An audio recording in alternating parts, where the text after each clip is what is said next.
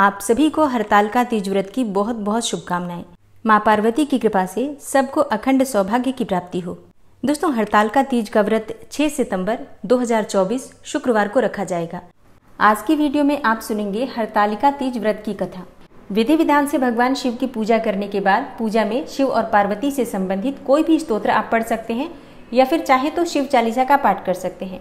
उसके बाद एकाग्रचित्त होकर कथा का पाठ करना चाहिए या फिर कथा सुननी चाहिए। तो अब सुनते हैं हरतालिका तीज व्रत की कथा। जिनके दिव्य केशों पर मंदार अर्थात आक के पुष्पों की माला शोभा देती है और जिन भगवान शंकर के मस्तक पर चंद्र और कंठ में मुंडों की माला पड़ी हुई है, जो माता पार्वती दिव्य वस्त्रों से तथा भगवान शंकर दिगंबर वेश धारण किए हैं, उन दोनों भवानी शंकर को हम नमस्कार करते हैं। एक समय की बात है, कैलाश पर्वत के सुंदर शिखर पर माता पार्वती जी ने श्री महादेव जी से पूछा, हे महेश्वर, मुझसे आप वह गुप्त से गुप्त वार्ता कहिए जो सबके लिए सब धर्मों से भी सरल तथा महान फल देने वाली हो। हे नाथ, यदि आप मुझ पर भली भांति प्रसन्न हैं तो आप उसे मेरे सम्मुख प्रकट कीजिए। हे जगतनाथ, आप आदि मध्य और अंत रहित हैं, आपकी माया का कोई पार नहीं है। आपको मैंने किस भांति प्राप्त किया है और कौन से व्रत, तप या फिर दान के पुण्य फल से आप मुझको वर के रूप में मिले। देवी पार्वती के इस प्रश्न को सुनकर श्री महादेव जी बोले, हे देवी सुनो, मैं तुम्हारे सम्मुख उस व्रत को कहता हूँ जो परम गुप्त है। जैसे तारागणों में चंद्रमा और ग्रहों में सूर्य, वर्णों में ब्राह्मण, देवताओं में गंगा, पुराणों में महाभारत, वेदों में साम और इंद्रियों में मन श्रेष्ठ है, वैसे ही पुराण और वेद सब में इसका वर्णन आया है, जिसके प्रभाव से तुमको मेरा आधा आसन प्राप्त हुआ है। हे प्रिय, उसी का मैं तुमसे वर्णन करता हूँ, तुम ध्यान पूर्वक सुनो। भाद्रपद मास में अर्थात भादो मास के शुक्ल पक्ष की हस्त नक्षत्र संयुक्त तृतीया अर्थात तीज के दिन इस व्रत का अनुष्ठान मात्र करने से सब पापों का नाश हो जाता है। तुमने पहले हिमालय पर्वत पर इसी महान व्रत को किया था जो मैं तुम्हें सुनाता हूँ। पार्वती जी बोली, हे प्रभु, इस व्रत को मैंने किस लिए किया था यह मुझे सुनने की इच्छा है, सो कृपा करके कहिए। शंकर जी बोले, आर्यावर्त में हिमालय नामक एक महान पर्वत है, जहाँ अनेकों प्रकार की भूमि अनेकों प्रकार के वृक्षों से सुशोभित है, जो सदैव बर्फ से ढके हुए तथा गंगा की कलकल ध्वनि से शब्दायमान रहता है। हे देवी पार्वती जी, तुमने बाल्यकाल में उसी स्थान पर परम तप किया था और 12 वर्ष तक के महीने में जल में रहकर तथा वैशाख मास में अग्नि में प्रवेश करके तप किया। श्रावण के महीने में बाहर खुले में निवास करके अन्न त्याग करके तप करती रही। तुम्हारे उस कष्ट को देखकर तुम्हारे पिता को बड़ी चिंता हुई। वे चिंतातुर होकर सोचने लगे कि मैं इस कन्या की शादी किससे करूं। इस अवसर पर दैवयोग से ब्रह्मा जी के पुत्र नारद जी वहां आए। देवर्षि नारद ने तुम शैलपुत्री को देखा। तुम्हारे पिता हिमालय ने देवर्षि को अर्घ्य पाद्य आसन देकर सम्मान सहित बिठाया और कहा, हे मुनीश्वर, आपने यहाँ तक आने का कष्ट क्यों किया? कहिए, क्या आज्ञा है? नारद जी बोले, हे गिरिराज, मैं विष्णु भगवान का भेजा हुआ यहाँ आया हूँ। तुम मेरी बात सुनो। आप अपनी कन्या को उत्तम वर का दान करें। ब्रह्मा, इंद्र, शिव आदि देवताओं में विष्णु भगवान के समान कोई भी उत्तम नहीं है, इसलिए मेरे मत से आप अपनी कन्या का दान भगवान विष्णु को ही कीजिए। तब हिमालय बोले, यदि भगवान वासुदेव स्वयं ही कन्या को ग्रहण करना चाहते हैं और इस कार्य के लिए ही आपका आगमन हुआ है, तो वह मेरे लिए गौरव की बात है। मैं अवश्य ही उन्हें दूंगा। हिमालय का यह आश्वासन सुनते ही देवर्षि नारद जी आकाश में अंतर्ध्यान हो गए और शंख, चक्र, गदा, पद्म एवं पीताम्बरधारी भगवान विष्णु के पास पहुंचे। नारद जी ने हाथ जोड़कर भगवान विष्णु से कहा, प्रभु, आपका विवाह कार्य निश्चित हो गया है। इधर हिमालय ने पार्वती जी से प्रसन्नता पूर्वक कहा, हे पुत्री, मैंने तुमको गरुड़ ध्वज भगवान विष्णु को अर्पण कर दिया है। पिता के इन वाक्यों को सुनते ही पार्वती जी अपनी सहेली के घर गईं और पृथ्वी पर गिरकर अत्यंत दुखित होकर विलाप करने लगी। उनको विलाप करते हुए देखकर सखी बोली, हे देवी, तुम किस कारण से दुख पाती हो? मुझे बताओ, मैं अवश्य ही तुम्हारी इच्छा पूर्ण करूंगी। पार्वती जी बोली, हे सखी, सुन, मेरे मन की जो अभिलाषा है सुनाती हूँ। मैं श्री महादेव जी को वरण करना चाहती हूँ। मेरे इस कार्य को पिताजी ने बिगाड़ना चाहा है, इसलिए मैं निस्संदेह इस शरीर का त्याग कर दूंगी। पार्वती के इन वचनों को सुनकर सखी ने कहा, हे देवी, जिस वन को तुम्हारे पिताजी ने न देखा हो, तुम ऐसे वन को चली जाओ। तब हे देवी पार्वती, तुम अपने सखी का यह वचन सुनकर ऐसे ही वन को चली गई।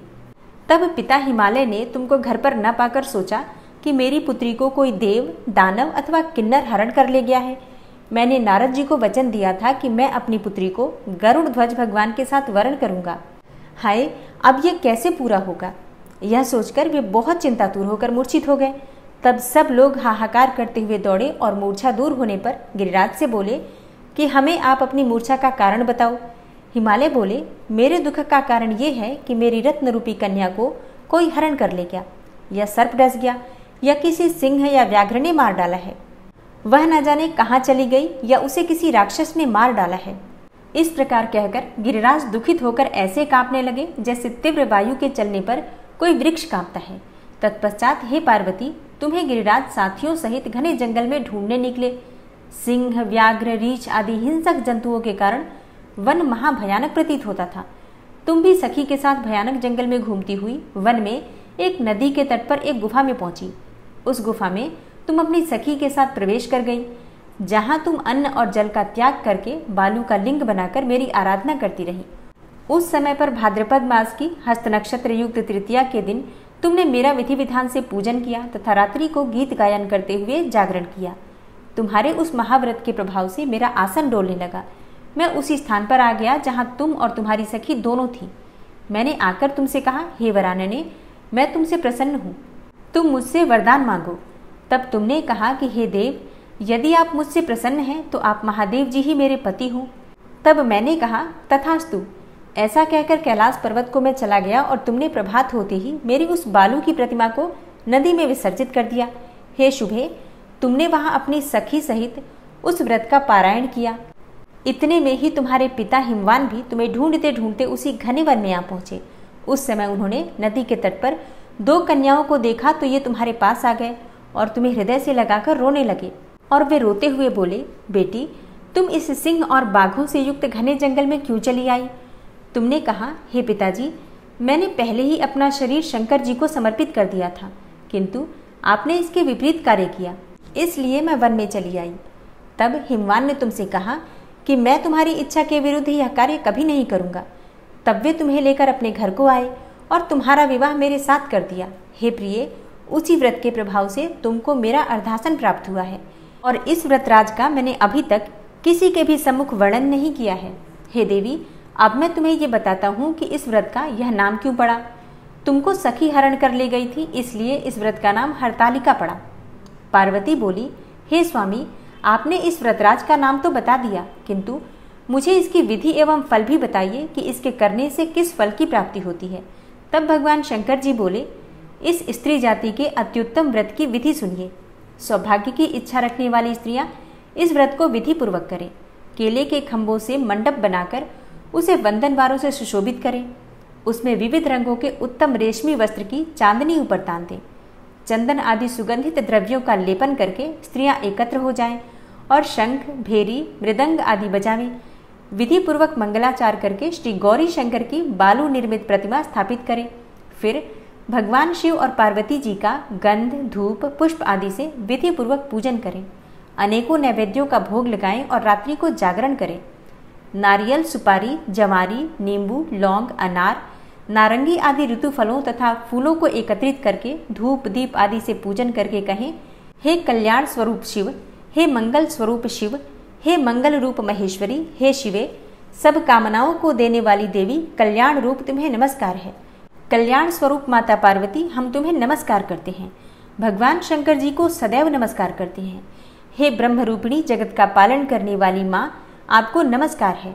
हे सिंहवाहिनी, मैं सांसारिक भय से व्याकुल हूँ, तुम मेरी रक्षा करो। हे महेश्वरी, मैंने इसी अभिलाषा से आपका पूजन किया है। हे माता पार्वती, आप मेरे ऊपर प्रसन्न होकर मुझे सुख और सौभाग्य प्रदान कीजिए। इस प्रकार के शब्दों द्वारा उमा सहित शंकर जी का पूजन करें। विधि पूर्वक कथा सुनकर गौ, वस्त्र, आभूषण आदि ब्राह्मणों को दान करें। इस प्रकार से व्रत करने वाले के सब पाप नष्ट हो जाते हैं। हे पार्वती, भाद्रपद मास की शुक्ल पक्ष की तृतीया को तुमने मेरी आराधना करके जो व्रत किया था, उसी के फलस्वरूप मेरा तुमसे विवाह हो सका। इसका महत्व ये है कि मैं इस व्रत को करने वाली कुंवारियों को मनोवांछित फल देता हूँ। इसलिए सौभाग्य की इच्छा रखने वाली प्रत्येक युवती को ये व्रत पूरी एक निष्ठा तथा आस्था से करना चाहिए। और अब आप सुनेंगे सबसे पहले माता पार्वती की आरती, उसके बाद भगवान भोलेनाथ की आरती। ओम जय पार्वती माता, मैया जय पार्वती माता, ब्रह्म सनातन देवी शुभ फल की दाता। ओम जय पार्वती माता, जय पार्वती माता, मैया जय पार्वती माता। अरिकुल पद्मा निवासिनी जय सेवक त्राता, मैया जय पार्वती माता। जग जीवन जगदम्बा हरिहर गुण गाता। ओम जय पार्वती माता, मैया जय पार्वती माता। सिंह को वाहन साजे कुंडल है साथा, मैया कुंडल है साथा। देव बंधु जस गावत नृत्य करत ताथा। ओम जय पार्वती माता।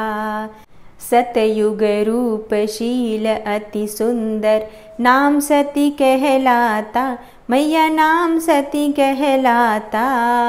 हिमांचल घर जनमी सखियन रंग राता, मैया जय पार्वती माता। शुंभ निशुंभ विदारे हिमांचल स्थाता, मैया हिमांचल स्थाता।